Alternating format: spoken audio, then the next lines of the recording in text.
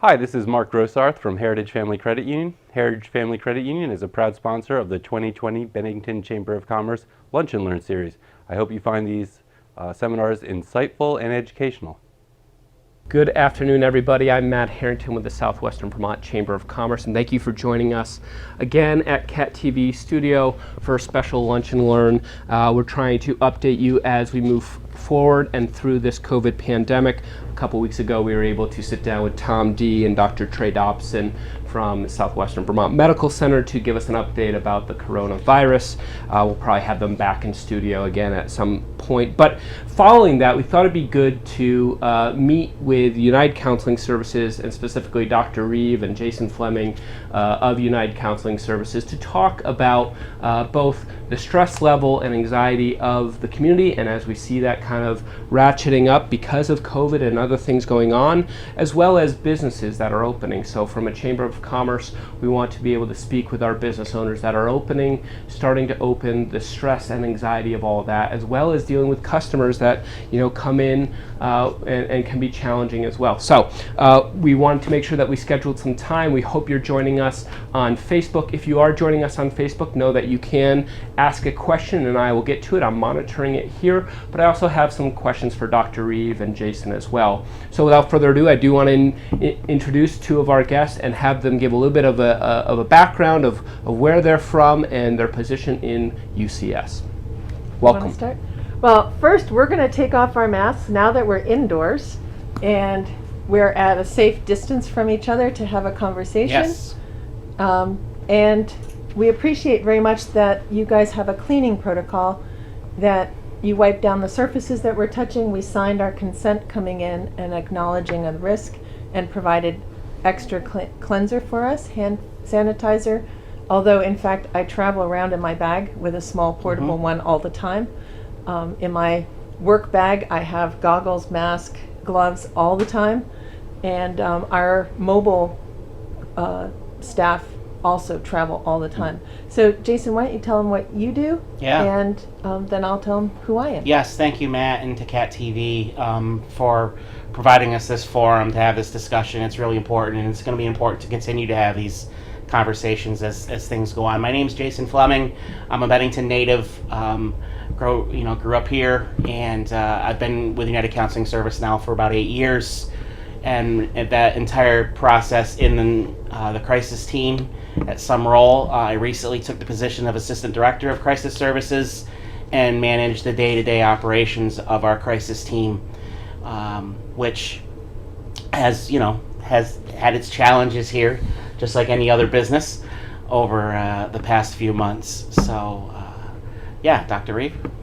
So I'm Anya Reeve, and I've been at United Counseling Service since January of 2015.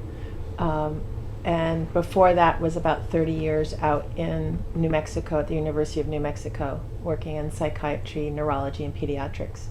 And so I'm boarded in psychiatry with a specialty in neuropsychiatry.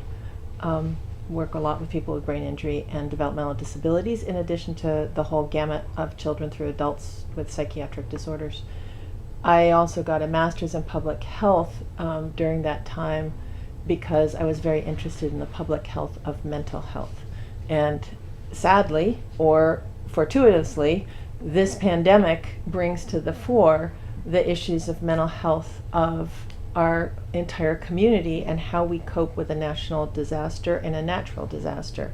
And Vermont has had a few of them, but this one is a particular one that affects the whole country, not just us regionally, and so our strategy is different. And I have to commend our state for being quick, for people generally following guidelines and recommendations in order to not infect their neighbors, and I think that's made a huge difference and why we are one of the lowest rates of ongoing infection and contributing to the lack of death nationally. But I know that, Matt, you've thought about this, and you know that there, in our community, in our business community specifically, there are a few questions, and we'll start there answering your questions, and then broaden it to whatever questions people in the audience have, and hopefully they'll dial in. Great, thank you, Doctor. And we want to thank the Cat TV team as Dr. Reeve and Jason pointed out, the cleanliness, but also just the willingness to show up and let us broadcast. They are absolutely essential. Absolutely. And so we thank them for doing that. Let's start with, from both of you, if we could take a snapshot today, middle of July, we knew where we were, middle of March, we were starting this COVID process. People were starting to be kind of sheltered in. Where do you think, if you had to speak to Bennington proper and then maybe more of the surrounding region, we were just talking about Sunderland, where are people? Where are people emotionally? Where are people from a mental fitness, mental anxiety, mental health perspective? Where are people today in July?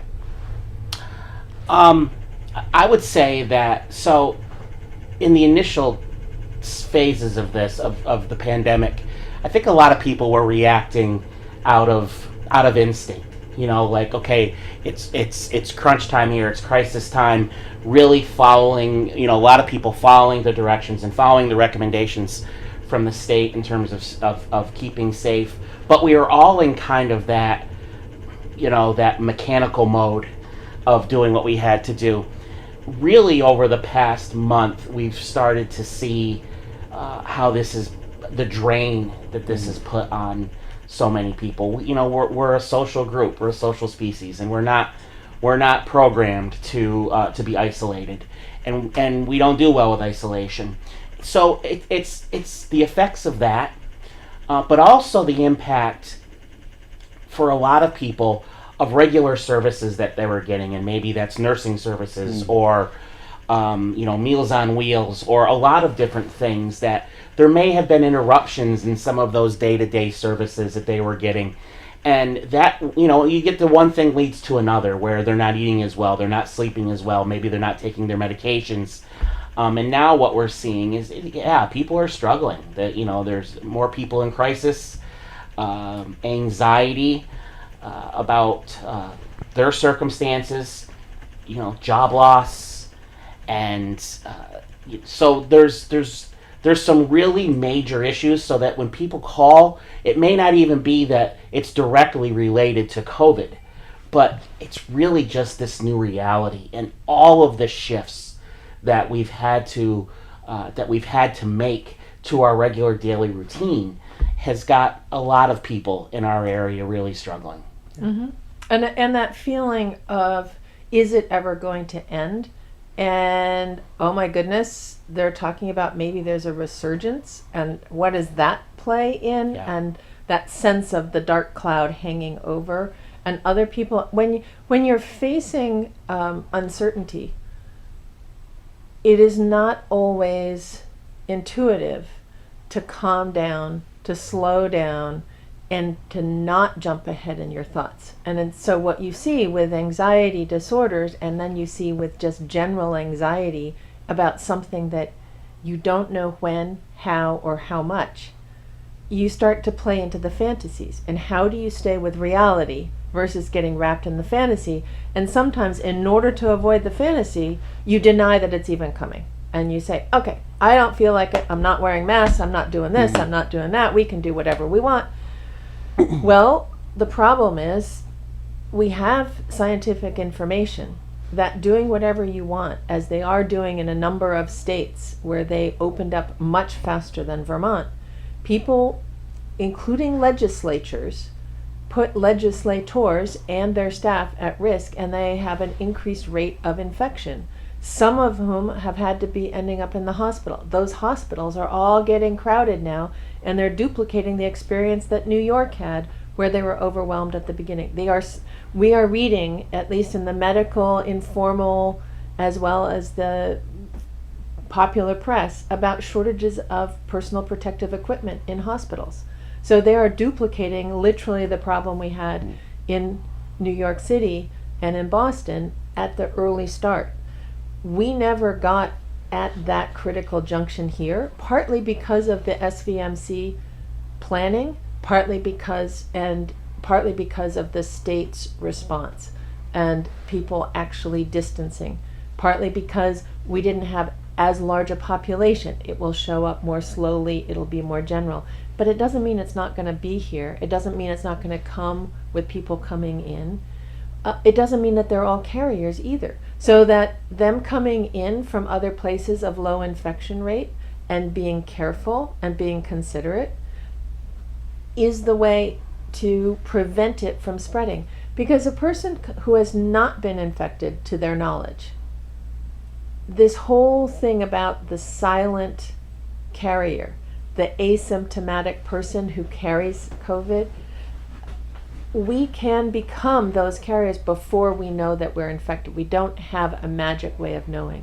So the reason for doing these protective measures is to not infect other people inadvertently. Yep. Great. Let's talk a little bit about anxiety and depression, maybe some of the most severe parts of mental health. How is that presenting itself as you have people walk in, and we can kind of talk more anecdotally about this, but what are we seeing as we are now in month number 5, 6? The the spigot's turning one way to open up Vermont. I think the spigot's turning the other way as people are getting more and more stressed. What does that look like when the anxiety and depression is opening up. Yeah. And people are not able to do things that they would normally do to relieve their stress, or they're doing some of them, which is then boomeranging. So one of the things that people often do, with all due respect to our really great homebrew community, is people drink beer, drink wine, drink hard liquor. It's a big part of our social fabric and the way we hang out with each other. What people notice is if you drink some alcohol, your anxiety goes down. Similarly to benzodiazepines, they actually work via some of the same receptors in the brain to calm down anxiety thinking loops. The downside is the more you drink, it doesn't calm you more, and it tips over to, as the alcohol recedes, it activates your depressive loops of thinking in your brain. So that the more you drink, the more depressed you get. And we get more people feeling suicidal. They're not intoxicated often at that moment. They drank yesterday or the day before a whole lot. It's the old adage, it seemed like a good idea at the time, not always a good idea. So the message for a lot of that is doing your eating and drinking in moderation. So, ice cream is a great way to cool down, and it's a wonderful dessert, and it supports our local dairy farmers, and too much sugar causes you to crash also. In other words, a lot of things we do, we cannot treat with a medication to fix the symptoms. We use medication to bring people back into relative equilibrium, but there's going to be fluctuations, and not panicking that every fluctuation means you're at a disaster point. One of the things I think we're seeing in the emergency team, and you might want to talk more about that, is people are generalizing some normal anxiety into catastrophic anxiety. Yeah, I think one thing that we're seeing a lot is people are really creating their own narrative on this. And it doesn't take very long, the mountain out of a molehill kind of thing. It doesn't take very long for that anxiety to create a narrative inside your head that is worst case scenario. And these are real, difficult situations. And not seeing your family, or having ill family members, or losing your job, and am I going to be able to pay my bills? What the heck is going on with the schools? And that whole added stress. Any one of these things by themselves can be really difficult. But the idea that so many of these massive life, components are changing all at the same time. So it's very easy for people to go into worst case scenario land. And that really presents as not only extreme anxiety, but panic and fear. And then when they reach that point, from a clinical perspective and being able to work with those folks, it's that much harder to bring them back and to ground them and to help them really see, this is where I am right now, and here's what I can control, and here's what I know. And that's our goal, is to try to bring them, okay, put your feet on the ground. This is where we are right now. And here's what we know, and here's what we can do. But those real extreme panic and fear and confusion, we're just seeing a lot more of that. Talk to me both. Are there some tips and tactics before we get all the way to entering the doors of UCS that, I might be watching this as a business owner or just as a resident, and I can feel myself getting into those? What are good tactics that we could be doing daily that ground us in the present? Well, you just hit the nail on the head. The word, ground. So just like with electrical circuits, with our emotional circuits, we need to ground ourselves in real experiences. And as Jason said, sometimes we give people guided imagery to put their feet on the ground and feel where they are. I was just thinking as you were talking that as parents, we've almost all had children who were afraid at a stage in their life of monsters under the bed. And they could not go to sleep because of the monsters under the bed.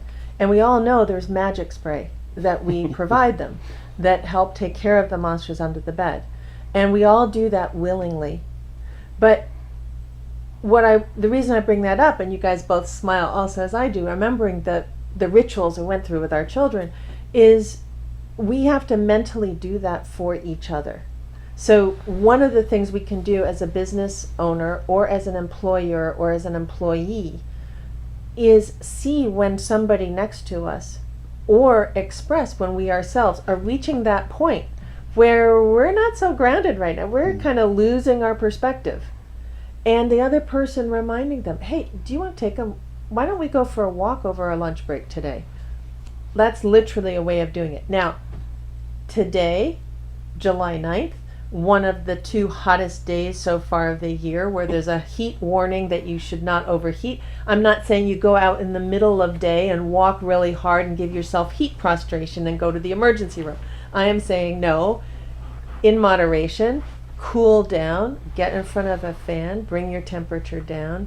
Every time your pulse goes up does not mean you are dying. Find things that distract you from negative thoughts.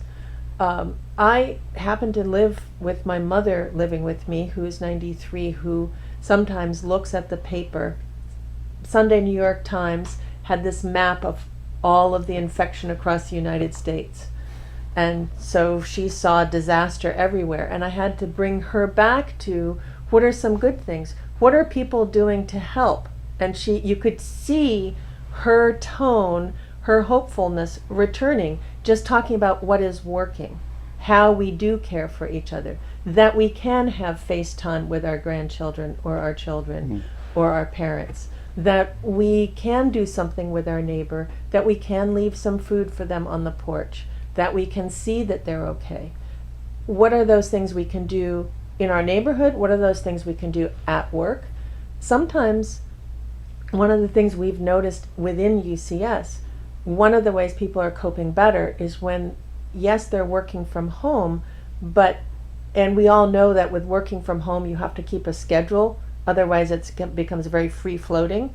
But at the same time, you have to build in breaks. You cannot do Zoom 8 hours nonstop in front of a TV set. You have to break it up. And so putting in those breaks, or letting the employee choose when they need the breaks. So maybe they have 45 minutes of breaks in an 8-hour day, but instead of having to have a mandatory one at 12:30 to 1, maybe it could be switched around and 4 shorter breaks. Control helps mitigate the free-floating anxiety. It's not that you are controlling the environment, you are controlling and modulating your response to the environment. That's the control you're building. Okay. And I also think that when we talk about the relationship between like the business community and our residential community, a lot of the tactics are the same. You just apply them differently, you know. So you know, like being able to lean on your support system. If you're a business owner, you know, the mixers and those kind of things that the chamber is so great at. The one of the real benefits of that is the collaboration that happens, right? I really struggled with this. You know, did you have any being able to share those stories? This is no different. You know, that your competitors and people in different businesses, everybody is experiencing similar struggles. Whether how I open, can I open, what's my customer's reaction going to be, are my customers even going to be there? You know, all of those things. So lean on that support system. Your colleagues, the connections you've made in the business world, you know, having those, being able to talk to them, you find that you're going to share a lot of those experiences, and just in unloading that kind of stuff is helpful. But you also can get tangible solutions to some of your problems. Sure. So that's something. Taking some time in, you know, mindfulness and meditation and that kind of thing, that absolutely can be applied to the business world. I mean, I worked in a lot of restaurants over the years, and that idea of like walking into the walk-in cooler and just giving yourself just cooling down 90 seconds. Literally cooling down. But while you're doing it, concentrating on nothing but your breathing. Yep. Concentrate on your breathing. Where am I at right now? And so you've got to build those times in and learn to enjoy them. Learn to look forward to them. One of the things that I moved from North Bennington to Sunderland, and you know, it's not a commute per se, it's 20-25 minutes, but I love that drive to work and the drive home now. That's my time to just to decompress and to process some things. So building in that time into your day is really important. The other thing is, and this is the business side of it, and it's also just personally, is spending some time in gratitude.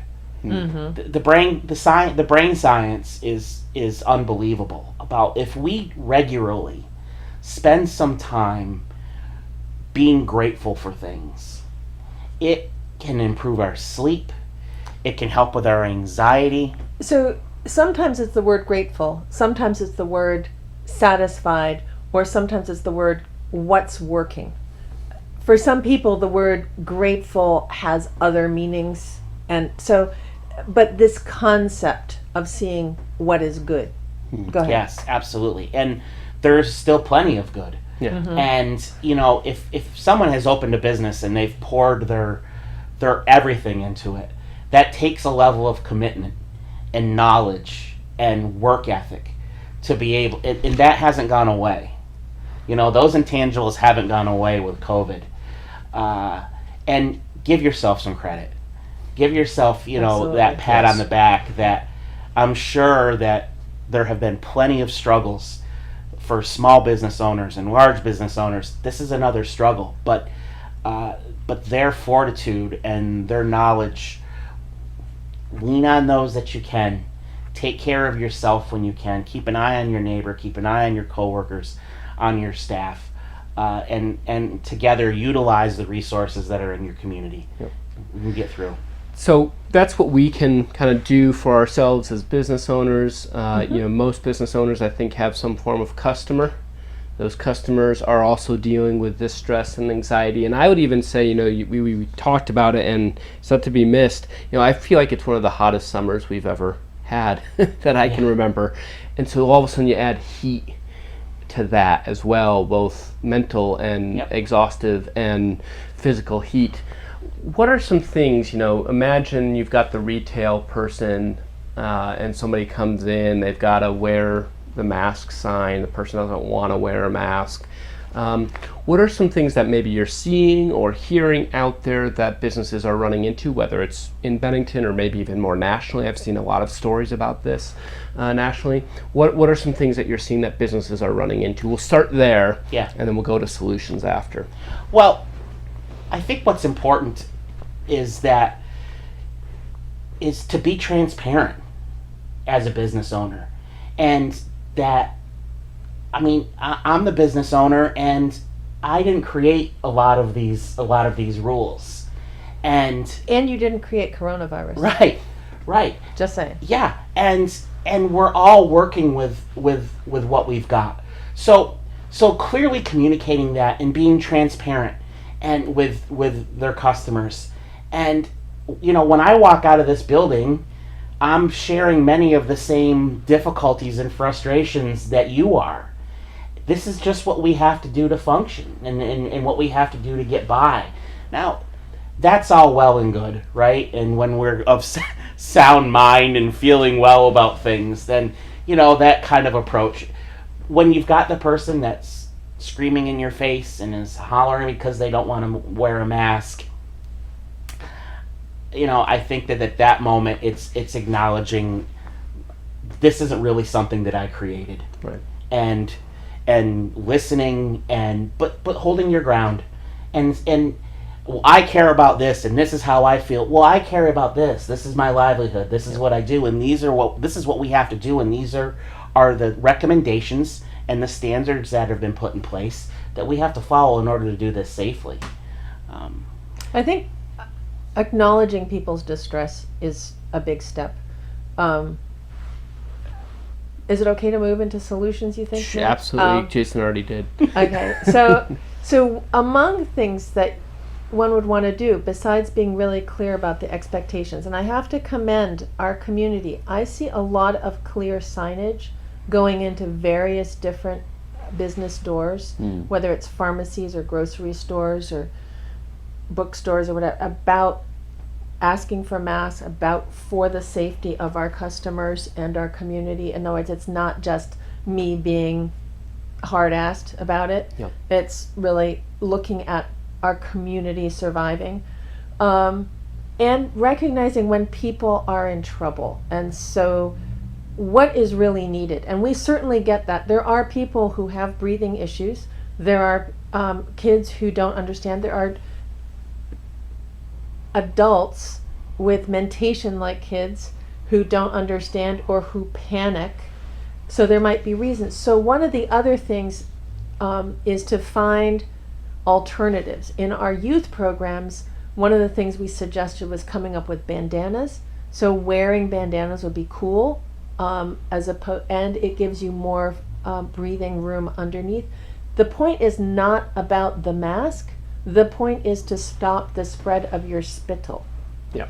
Right? And so that's the point, is to not make somebody else sick. If occasionally we have people who come in who cannot tolerate it, we do extra wipe down protocols.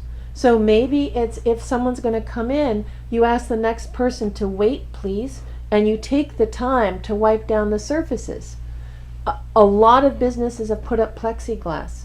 That already reduces the communication between the two parties, and I'm noticing a lot are putting cellophane of some type, saran wrap, over key punches and changing and wiping it down so they're not shorting out the electronics, and they can wipe it down repeatedly. Yep. I mean, these are creative solutions, and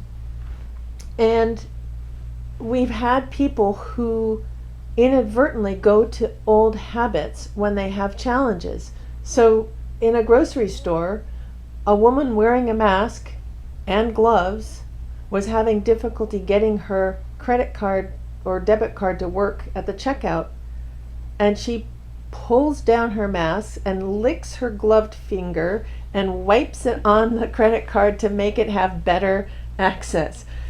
And the poor cashier and the bagger are standing there, and somebody else watching who told me about it are sort of speechless about this. It works, it goes through, and then the woman says to them, "I'm so glad that you're wiping down in between when people aren't being careful." She had no awareness that she had broken every safety measure that she herself was implementing at that time. Automatic behavior kicks in. So I tell this story partly out of getting everybody's sympathy, to laugh a little bit about the silliness sometimes that we have as humans, that we will revert to automatic behavior. And one of the automatic behaviors is, I have an opinion and it's right. And so wearing a mask is right, or not wearing a mask is my freedom of speech right, and we get into this battle of rights. It's really not a battle of rights. It's a communal effort to survive. And so as much as we can diffuse and not make it a power struggle, better off we are. Yeah. The more time you spend yelling at each other, the more you're going to spray spit at each other, the less you're helping either one. Sometimes a third party can come up with a solution, say, can I go get those things for you and bring them here? And the person might be fine. And it'll be fine for you to bring them out to them.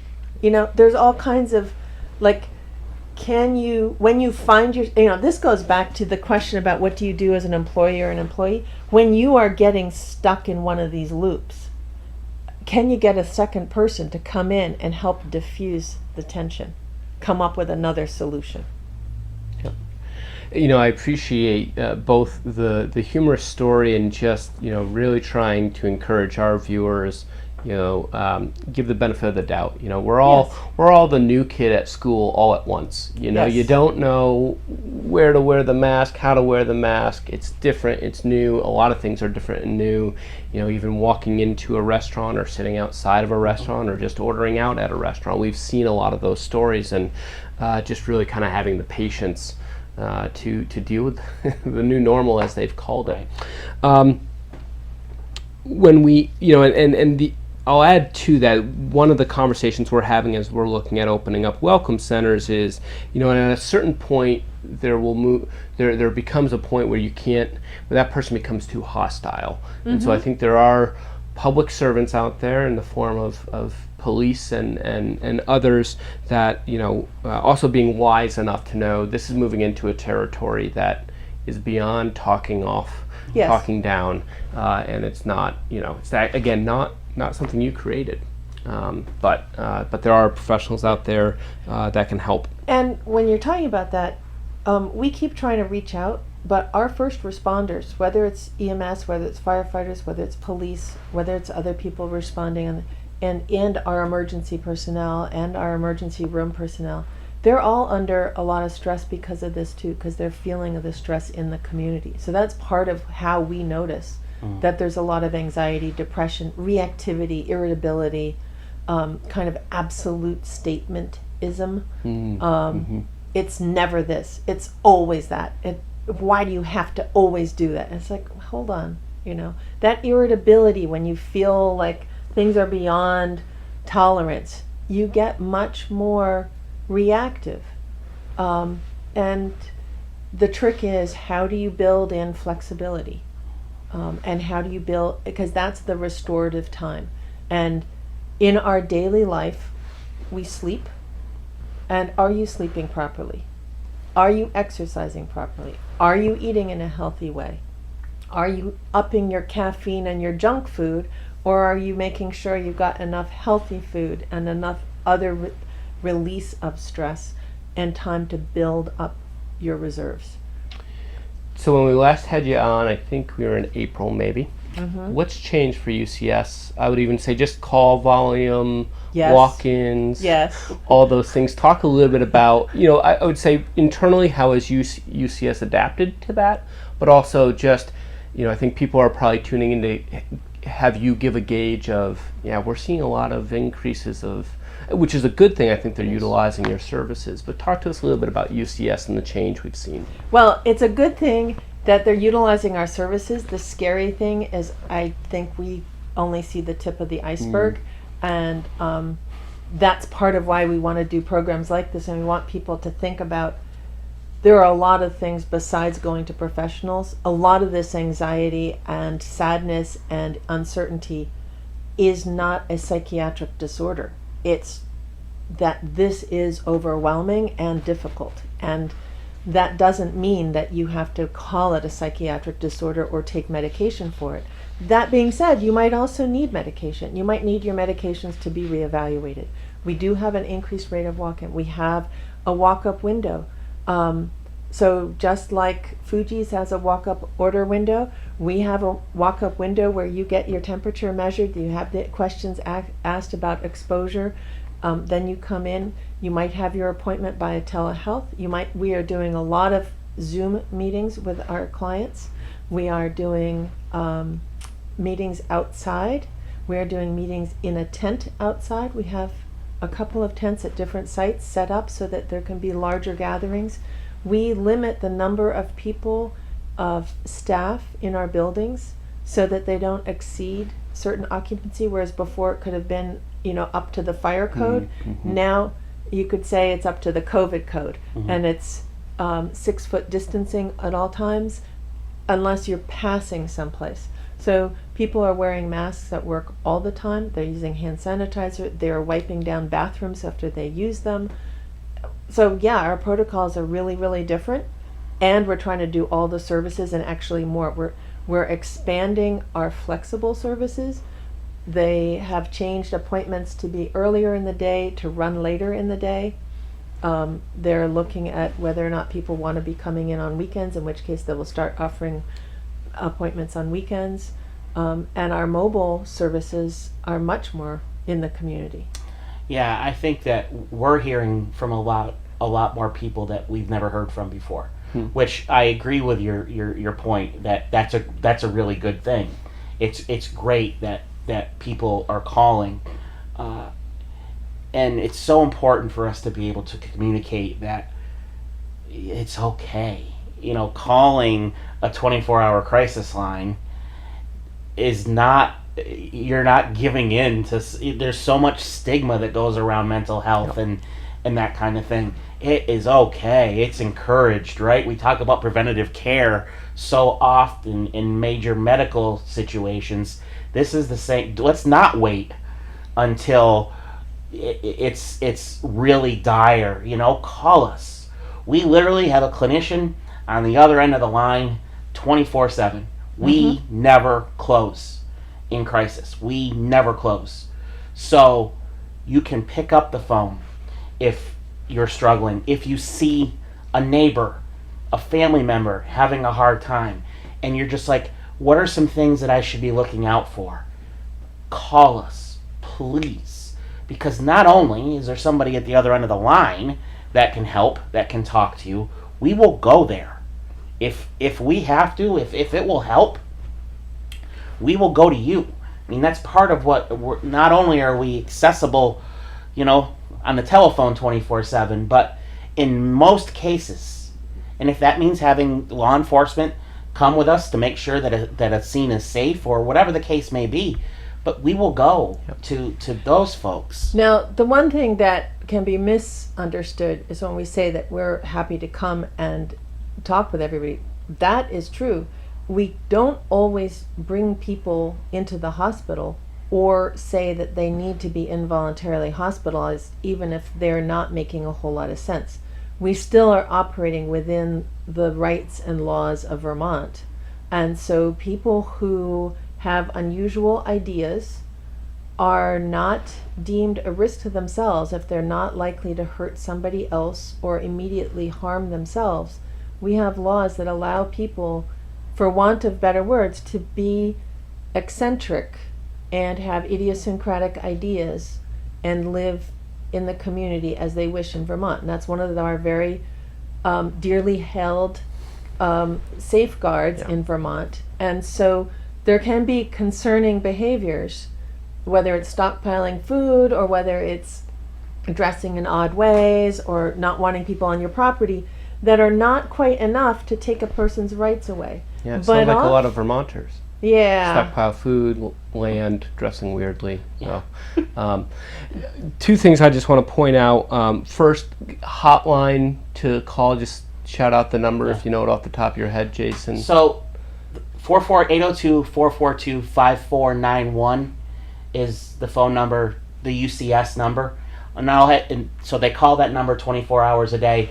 If it's during our normal business hours, then our front desk will just send them down to us. They'll transfer. If it's after our business hours, then we use a paging system that will get your phone number and someone will reach right back to you. So that 442-5491 will get you. And if it is in the middle of the night, they'll page us, give us a few minutes. If we don't get back to you in 5 or 10 minutes, then please call back.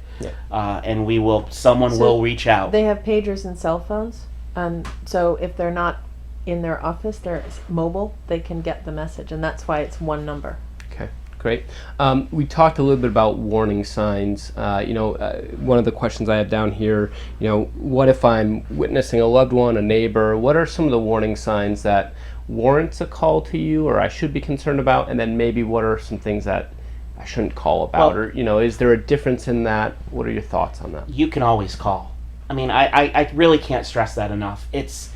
We would rather have it be, a 5 or 10 minute conversation that, it could be this, it could be, than to not, than to not call and to wait and wait and wait and wait. And then we're in a situation where maybe we are having to consider taking somebody's rights away and force them into treatment to keep them safe or the people around them safe.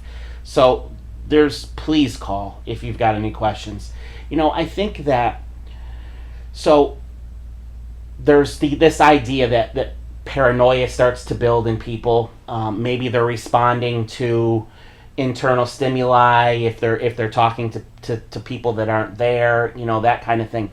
We're hearing a lot of increased calls on that. Now, those things in and of themselves we don't have the authority to go scoop them up and force them into a hospital. But if those are behaviors that are odd for this person, that they're not usually, then yeah, absolutely, give us a call. When it begins to get to a point of this confusion is maybe they're not sleeping in their home because the paranoia is built and they're sleeping on the front porch or in a shed. Or if you walk in and you see that there's a burner on. And you know what I mean? It doesn't always necessarily have to be overtly threatening, dangerous behaviors. It's more, if they've created an environment. Sometimes people rely on certain medications to, heart medications and that kind of thing.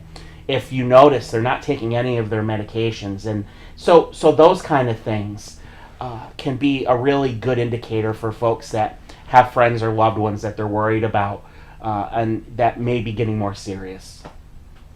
I want to remind people we have a couple more questions for Dr. Reeve and Jason, but if you are watching on Facebook and you do have a question, please put it into the comment bar. We will try and get it to you. I would also ask Cat TV if you can put in the hotline number. I'm going to have Jason say it again, but we'll put that into the comment box as well. So if you weren't able to catch it on the TV or in the Facebook Live, we'll have it in the comment box too. So Jason, that number one more time. Yep.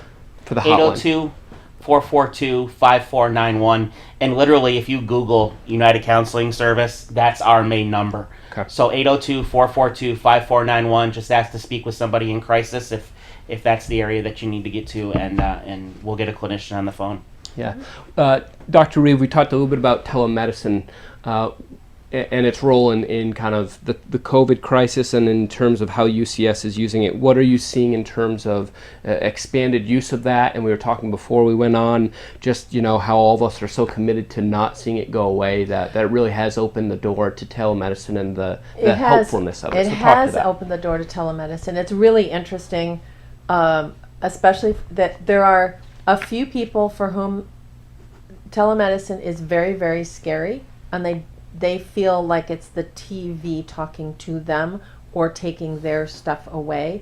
So those are people for whom we are doing early and in-person visits, or seeing them outside, or seeing them at their house, like on the porch.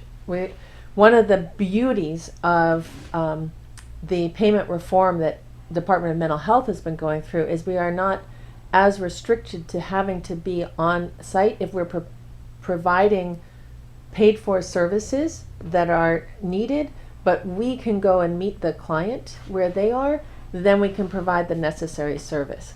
In the same way with telehealth, what it's doing is it's allowing people to be in touch on a regular basis, and it's allowing them to have the access. Again, from my personal experience, my mother meeting with her primary care, I had my laptop at home, and as she got up from the table, I moved it so he could see her moving. Now, admittedly, I'm a physician, and so the next time I can actually take her vital signs for him, and he can get that in addition. But otherwise, he could fully see her range of motion, her coordination, how she got up, how she sat down, as well as have a conversation with her. So I can do all of that. What I need is somebody on the other end when I have to do a physical exam. So in general in psychiatry, I am not doing a physical exam, but I am looking for involuntary movements. I'm looking for tone, and I'm looking for twitches, and I'm looking for the way that a person is able to maintain eye contact or avoids eye contact. And so a lot of that is dependent on how and where the camera recording device is set up.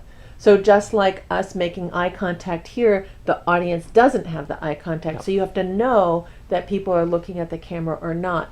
And so those are the things you get better at. And you get better at remembering to ask or to make it clear at the beginning and at the end of sessions. But as a tool, many people are much more comfortable. Many people are much more comfortable not having to drive or having to meet a whole lot of other people and steps in between. I can imagine. And so it makes it much more straightforward. Great. In a rural, and just to add to that real Yeah, the quick, rural. in a rural area where we don't, transportation can be such a barrier to treatment. Yep. And I can't speak for outpatient, but someone has said recently that the number of no calls and no shows is down drastically because Yes. people know that they don't have to physically be there. So even those folks, including some of the employees that were really intimidated by the process to begin with, have embraced it, have now know that you can communicate back and forth. So it really eliminates that barrier that transportation has caused so many people. And it's here to stay, and we'll get better at it, and it's a great tool. That's great. How is the UCS staff holding up? We've asked that of our Southwestern Vermont medical friends. We'll ask that of you, especially, not just essential workers, but really the top of essential workers and all the work that you guys are doing. How are they doing? How are all of you doing? We have our good days and our bad days, frankly. Yeah. Overall, we're doing well. One of the things that we're trying very hard at the management level is to remind people to pace themselves and to make sure that your staff are taking some time off, taking some vacation. So let's get personal.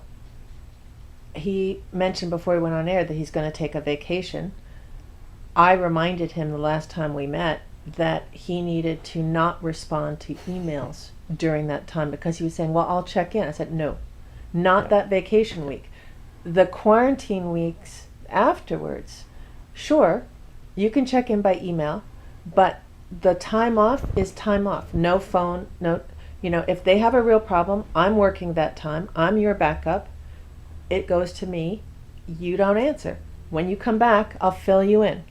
So really, Great advice. Yeah. really protecting people's time. So when I took a 3-day weekend in April, I did not respond to emails or check them, or I responded to one text message that was urgent, and that was it. And otherwise, it all was deferred and covered by other people. And so we have a nurse practitioner who's off this week. And so, yeah, I can tell she's checking a few messages, but she's not acting on them. You need to unplug in the same way that you need to unplug from your electronic devices. Periodically, we talked early on, back in March and April, about the importance about not watching the news 24/7 and seeing where the next disaster and how many people were dying and who was sick. You need the same, that's part of the media diet, that's part of managing how much inflow of information you get and how much you take care of yourself.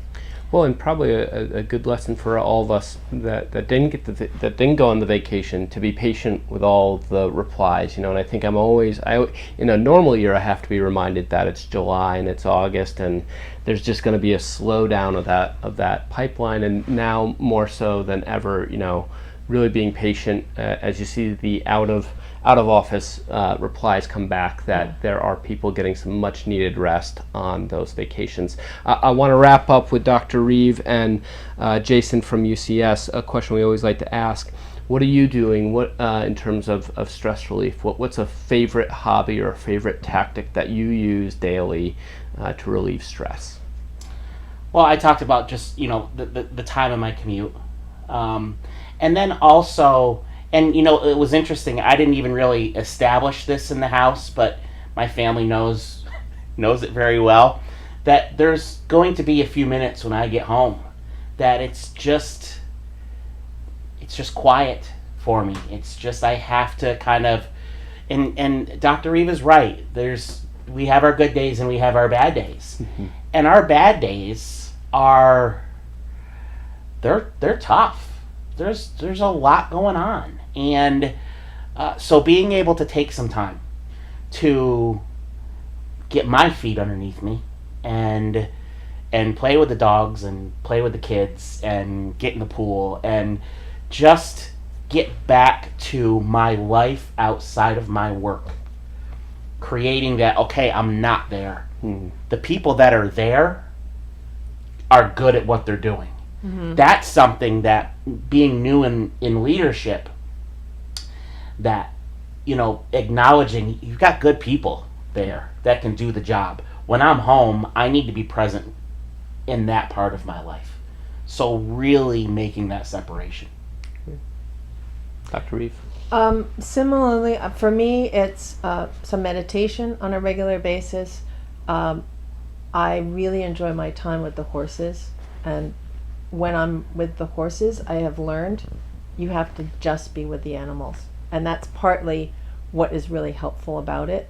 So even if I'm not doing anything very dramatic, just having time with them means that I'm not attending to everything else, and I always leave that and I'm feeling more upbeat about the world, and I'm noticing the birds better, and I'm noticing what is growing better, and that helps me keep going forward. Great. Anything we didn't mention that you thought would just be important for the audience to know, or just wrapping up statements as we come to a close? One of the things that I think is undervalued, but is given lip service, is how important the support of your friends and your community is. And one of the things I see in Bennington County is a great deal of kindness to each other. And it matters a lot. And just because it isn't always recognized, it isn't always overt, I think we should just appreciate that there are opportunities for that. And whether it's at a job or it's for your employer, whether it's for somebody on the street. Yeah, I would say two things. Number one, we said it a lot, but please call. Yes. I can't stress that enough. Please call. Just someone to talk to can be so helpful. And number two, if mental health and substance abuse and those kind of things, if they concern you, advocate for that. Mm-hmm. Contact your representatives. We have great representation in Bennington County. Great representation that care about their constituents and the people in this area.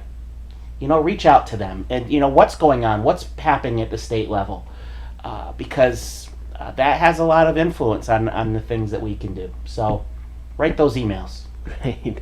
Well, on that note, I want to thank everybody for tuning in on this rather hot Thursday, but thank you so much for tuning in. We want to thank, again, the Cat TV staff for hosting us here. We want to thank Dr. Reeve and Jason Fleming from United Counseling Services, and I'm Matt Harrington from Southwestern Vermont Chamber of Commerce. Thank you again for tuning in. And thank you, Matt. Thank you. Thanks, everybody.